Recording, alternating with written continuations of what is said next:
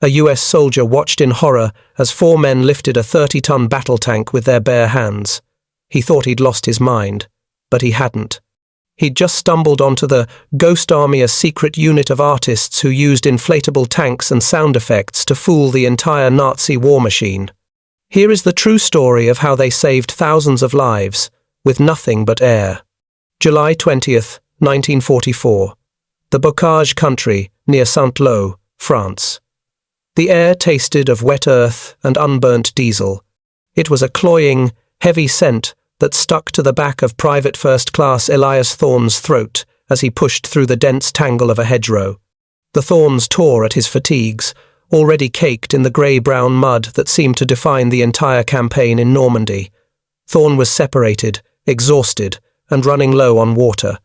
His Monégarand felt like it weighed 100 pounds in his grip, the wood stock slick with sweat and grime. He paused, crouching low in the shadow of an oak tree, listening. The distinctive rip-rip-rip of an MG-42 had been chewing up the air to his east for the last hour. But here, in this sunken lane, it was unnervingly quiet. He needed to find the 2nd Armoured. He needed a ride, a ration, or just the reassuring sight of American steel. Thorne crept forward, his boots sinking into the soft loam. Through a gap in the foliage, he saw it, a field, and in that field, salvation. It was a tank park. Even from 50 yards away, the silhouette of the M4 Sherman was unmistakable. The sloping armour, the 75mm gun jutting out defiantly, the heavy tracks biting into the grass. And it was not just one, there were dozens of them. A whole column of armour parked along the tree line, their olive-drab paint dusty but ready for war. Thorne let out a breath he didn't know he had been holding. Where there were tanks, there was infantry support, coffee, and safety. He started to step out from the hedgerow, intending to wave down a tank commander, but something made him freeze. A seasoned infantryman develops a sixth sense for the rhythm of the front, and the rhythm here was wrong. There was no noise. A tank column this size should have been a cacophony of idling engines, the clank of wrenches on treads, the shouting of mechanics, the smell of grease and exhaust. But the field was silent. The wind rustled the leaves, a crow called out, but the tanks sat there like statues. No exhaust fumes shimmied the air above the rear decks. Thorne squinted, wiping sweat from his eyes. Maybe they were out of fuel? Maybe they were abandoned? Then, movement. 4G emerged from a tent near the lead Sherman. Thorne watched them. They were not wearing the grease-stained coveralls of a tank crew. They looked clean, too clean. They walked toward the 30-ton war machine with a casual, almost reckless gait. Thorne expected them to climb onto the hull, maybe crack a hatch to check the radio. Instead, 2 of the men walked to the front fender, and the other 2 walked to the rear. They bent down, gripping the steel underside of the tank's chassis. Thorne blinked. What are they doing? Checking the suspension? And then, the impossible happened. With a synchronized grunt, the 4 men straightened their legs and lifted. They didn't just check the suspension.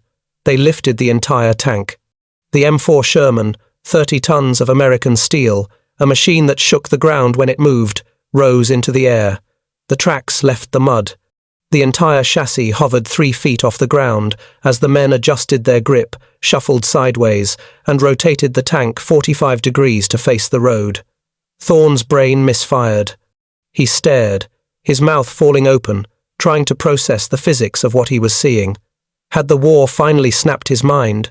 Was he hallucinating from dehydration? He watched as one of the men stumbled, and the heavy steel turret of the tank bounced. It didn't clang. It wobbled. Like a balloon. Easy, easy. You are gonna tear the barrel, one of the soldiers hissed, his voice carrying clearly across the quiet field.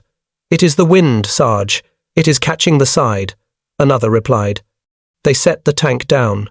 It settled with a soft, rubbery thump rather than a metallic crash. One of the soldiers slapped the side of the armor, and the steel rippled. Thorne stood up, his cover blown by sheer shock. He stepped out of the hedgerow, his rifle lowered, his eyes wide. What in the hell?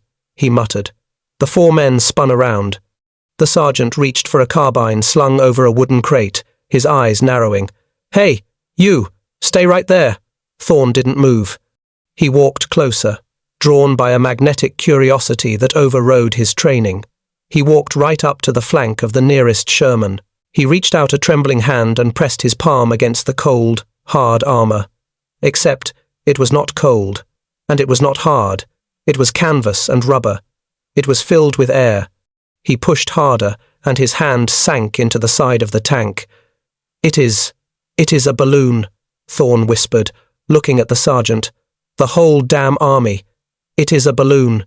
The sergeant sighed, slinging his carbine. He looked less like a killer, and more like a tired schoolteacher. "You are not supposed to be here, Mac.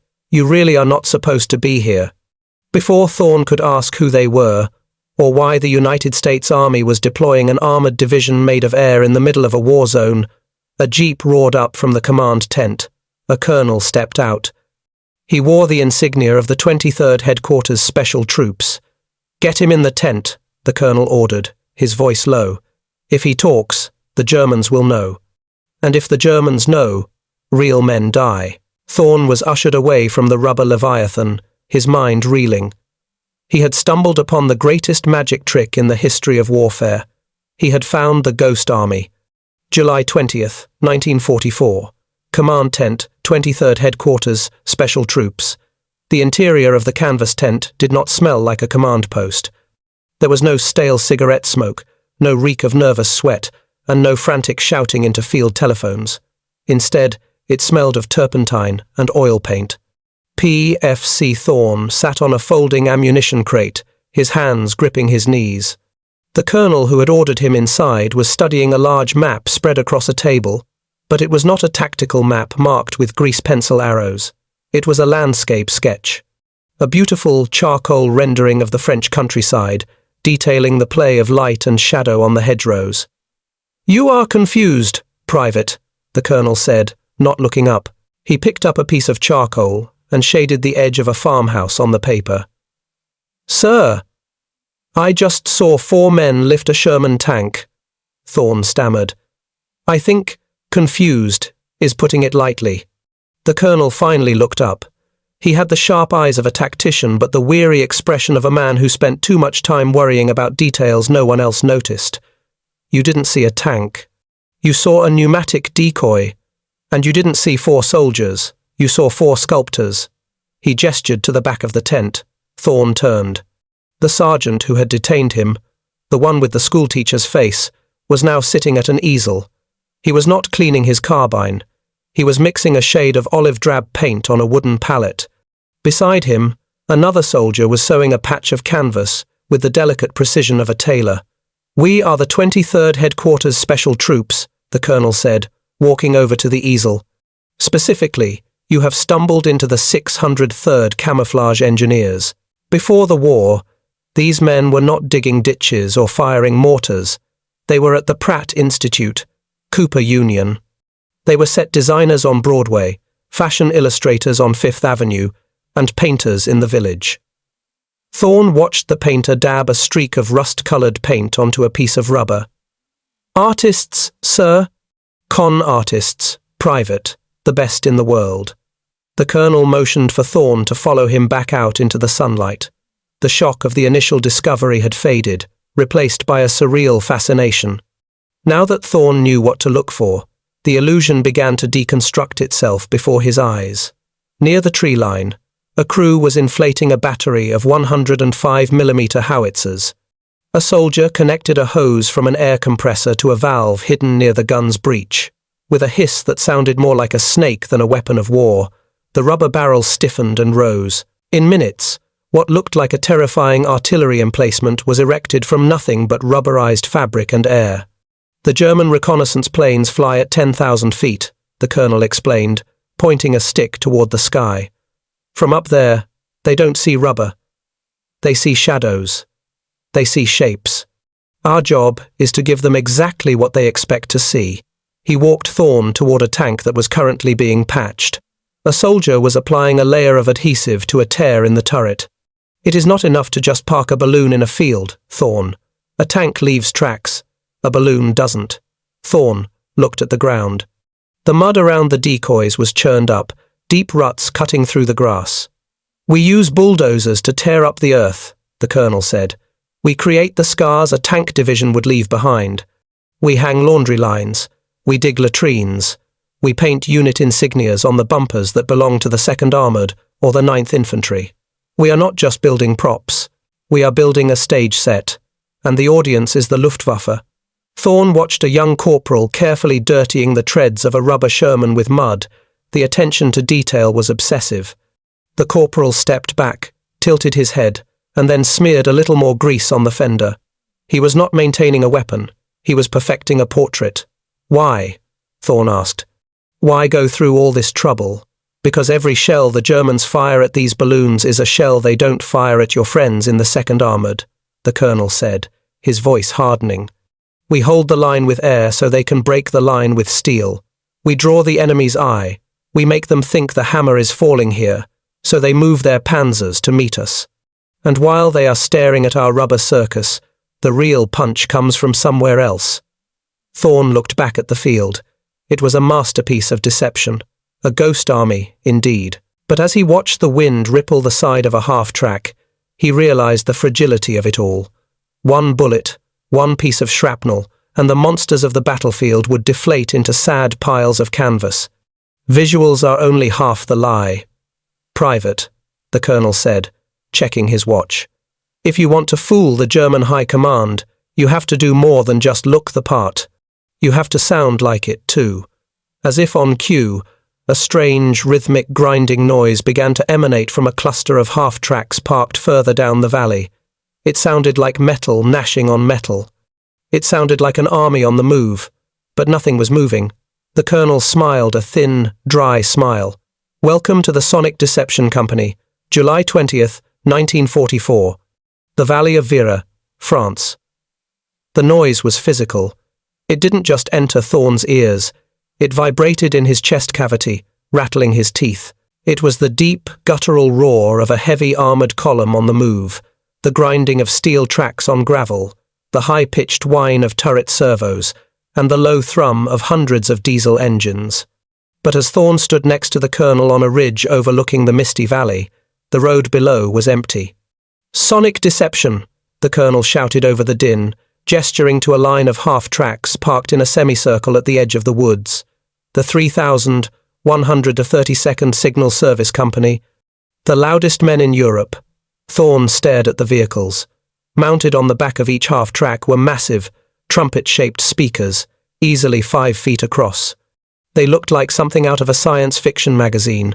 Dark grey monstrosities pointed toward the German lines, 5 miles away. Thick black cables snaked from the speakers to a control truck, where soldiers wearing heavy headphones were manipulating a bank of dials and switches that looked more like a radio station than a weapon of war. "It is a recording?" Thorne yelled, disbelief warring with the evidence of his own ears. "Wire recorders," the colonel nodded, motioning for them to move away from the blast zone of the sound. As they walked back toward the command post, the noise faded slightly, but it still sounded exactly like the 6th Armoured Division was pushing for a breakthrough. "We recorded everything back at Fort Knox. Tanks moving on mud, tanks moving on pavement, bridge building, trucks idling. We can mix them together like a symphony. We can make 4 half-tracks sound like 1,000. Thorne looked back at the speakers. "But the Germans, will not they figure it out?" "The speakers have a range of 15 miles, the colonel said, lighting a cigarette. To a German listening post across the valley, the physics of sound are indistinguishable from the real thing. They hear engines. They check their aerial reconnaissance and see the tanks we planted in the field. Their logic dictates only one conclusion. The Americans are coming. They reached a separate cluster of tents, bristling with antennas. If the speaker trucks were the brass section of this phantom orchestra, this was the conductor's podium. Visuals deceive the eye. Sound deceives the ear, the colonel said, holding open the flap of a tent. But this deceives the mind. Inside, the air was thick with the static-laced chatter of radios. Dozens of operators sat hunched over transceivers, tapping out Morse code with a rhythmic, practiced intensity. Others were speaking into microphones, but their conversations were bizarre. "Dragon 6, this is Red Fox. We are experiencing delays at Checkpoint Zulu. Fuel trucks are lagging." "Over," one operator said, his voice thick with feigned frustration. Copy that, Red Fox. Hold position. Don't let the column fragment. Out, another operator replied from across the tent. Thorne frowned. Who are they talking to? Nobody, the colonel whispered. They are talking to each other, and the Germans are listening. He walked Thorne to a map on the wall. It showed the disposition of Allied forces, but overlaid on top were ghost units, divisions that didn't exist, or real divisions that were actually 50 miles away. This is spoof radio, the colonel explained. The Germans are efficient. They track our radio traffic. They know the fist, the tapping style, of every radio operator in the US Army. They know that when the second armored moves, the airwaves light up with a specific pattern of chatter.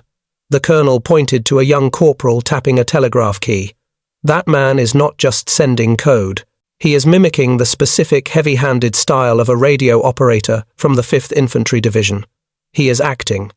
We are creating a traffic pattern that tells the German intelligence officers exactly what they fear most. We are convincing them that a massive force is gathering right here, right now. Thorne looked around the room. It was a theatre. The soldiers were not just technicians. They were performers. They were improvising scripts about fuel shortages, broken tank treads, and command disputes, all to sell a narrative to an invisible audience of Nazi intelligence officers.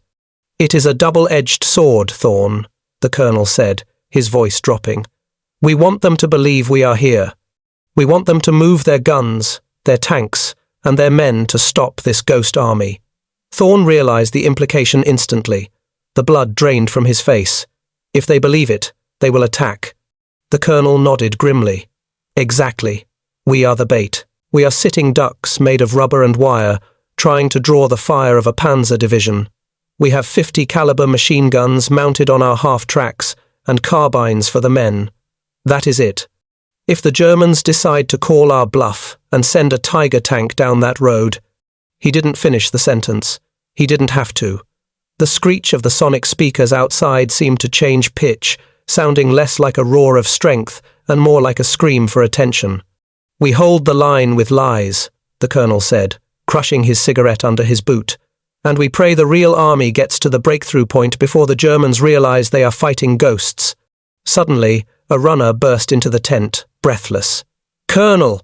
Forward observation post reports movement. Engine noise. Real engine noise. Coming from the east. The colonel's eyes snapped to the map. The east. That was the German line. What kind of noise? Heavy armor, sir. Tracks. It is not a recording. The colonel looked at Thorne. The schoolteacher facade vanished, replaced by the steel of a commander who knew the curtain was about to rise on a deadly final act. Get a helmet, Private, the colonel ordered. The audience is coming. September 19th, 1944. The Bettembourg Gap, Luxembourg. The summer dust of Normandy had turned into the cold, driving rain of the Ardennes. The war had moved fast, stretching the Allied supply lines to their breaking point, leaving dangerous holes in the front line, and PFC Elias Thorne was sitting right in the middle of the biggest hole of them all. He crouched in a foxhole filled with 6 inches of freezing water, clutching his Monet Garand against his chest to keep the action dry. 2 months ago, he had been a lost infantryman stumbling into a secret. Now, he was part of the security detail, attached to the 23rd. He knew the script, he knew the props, but he had never seen a performance with stakes this high. 7 miles, the colonel whispered, crouching beside him. He was peering through binoculars at the misty ridge opposite their position. There is a 7-mile gap in the American line. Between us and the Moselle River, there is nothing but air. Thorne looked down the line. To his left, the menacing silhouette of an M4 Sherman tank loomed in the twilight. To the untrained eye, it was a beast of war, ready to repel the German advance. To Thorne, it was 30 pounds of rubber that was currently vibrating in the wind. If the Germans push through here, the colonel continued, his voice tight, they have a straight shot to Luxembourg City. They could cut the Third Army in half. And we are supposed to stop them with balloons, sir? Thorne asked, checking the safety on his rifle for the 10th time. We are not stopping them, Thorne. We are convincing them there is no point in trying. The plan was audacious, even by the 23rd standards. They were impersonating the 6th Armoured Division, a unit known for its aggression and firepower.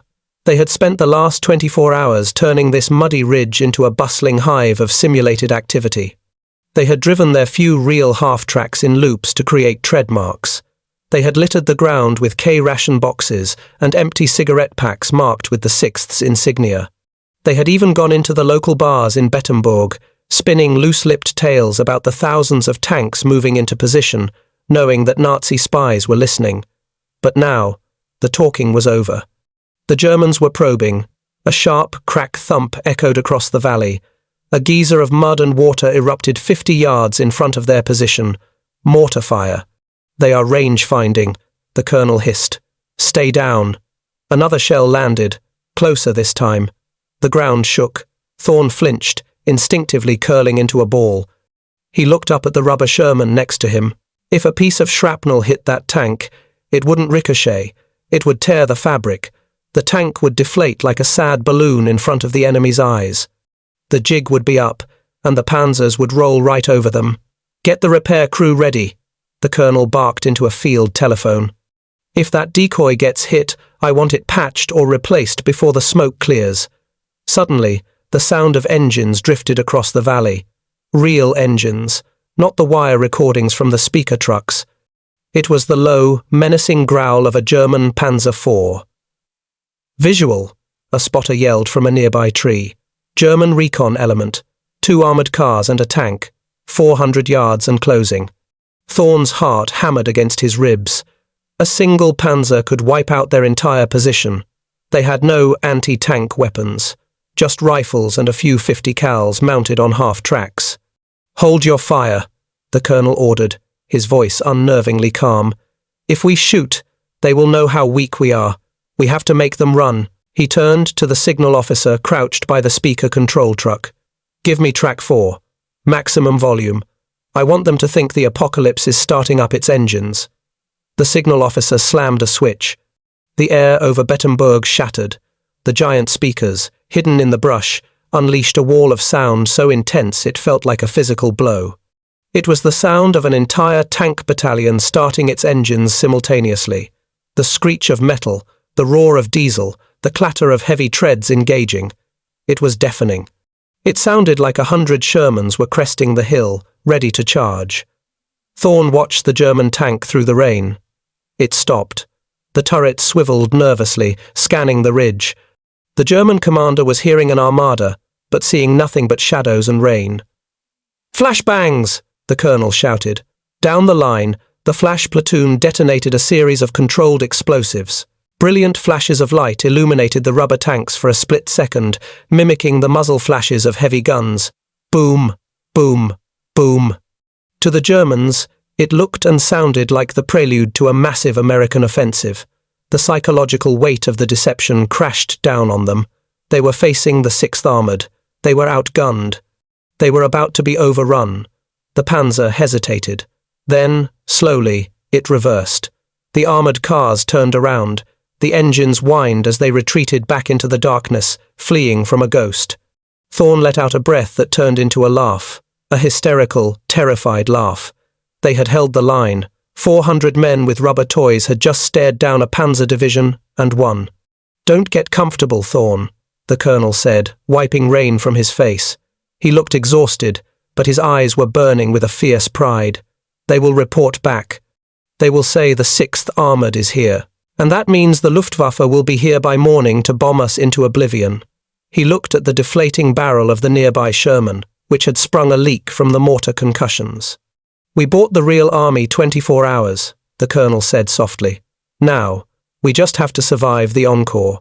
May 12th, 1945, a staging area near Verdun, France. The war in Europe was over.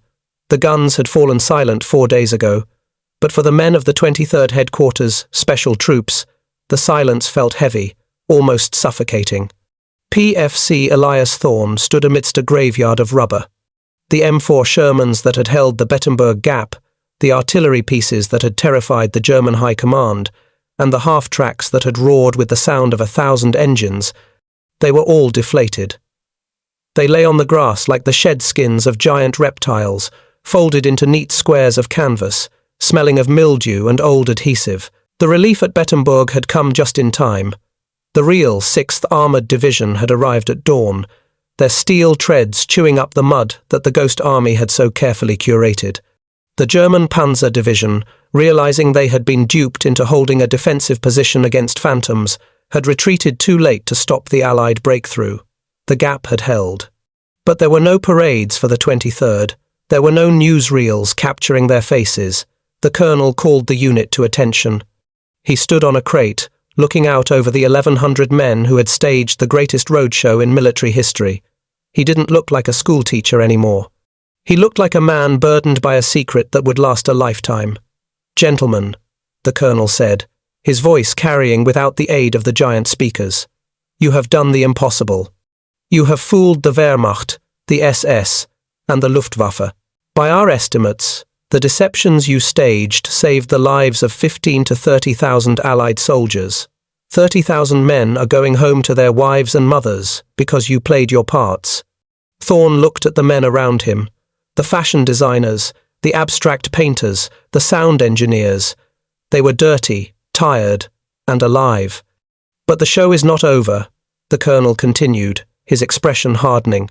"The techniques we developed, the sonic projection, the spoof radio, the inflatables, are now classified, top secret. You cannot tell your wives what you did. You cannot tell your children. When they ask what you did in the war, you will tell them you blew up bridges. You will tell them you were clerks. You will tell them anything but the truth." Thorne felt a cold knot in his stomach. To save lives, they had become ghosts. Now, to protect the future, they had to remain ghosts. December 1996, Ohio. 50 years later, the snow fell softly on the driveway of a small suburban house. Elias Thorne, now an old man with spotted hands and a slight tremor, sat in his armchair. The television was on, the volume turned up high. He was not watching a sitcom, he was watching the news. A reporter was standing in front of the Pentagon, holding a declassified document.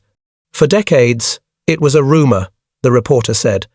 "A secret unit of artists and engineers who used inflatable tanks and sound effects to fool the Nazi army. Today, the Pentagon has officially declassified the existence of the 23rd Headquarters Special Troops, known as the Ghost Army." Thorne let out a breath he felt like he had been holding since 1945. He looked at the sketch framed on his wall, a charcoal drawing of a French farmhouse, signed by a sergeant who had gone on to become a famous fashion designer in New York. For 50 years, Thorne had swallowed the stories. He had sat silently at VFW halls while other men bragged about battles. He had endured the confused looks of his grandchildren when he couldn't explain his service medals. He remembered the weight of the rubber tank in the mud near St. Lo. He remembered the bone-rattling roar of the speakers at Bettembourg. He remembered the terrifying thrill of holding a line with nothing but air and audacity. He reached for the phone. His daughter picked up on the second ring. "Dad? Is everything okay?" "Jennifer," Thorne said, his voice cracking, thick with the memory of wet earth and unburnt diesel. "Turn on the news. There is a story I need to tell you. About a tank I once lifted with my bare hands. The Ghost Army had finally stepped out of the shadows. They had woven a tapestry of lies to reveal the truth of victory, proving that in the brutal arithmetic of war, the most powerful weapon was not always the one that fired a shell. Sometimes it was the imagination of a few artists who dared to paint a masterpiece on the battlefield.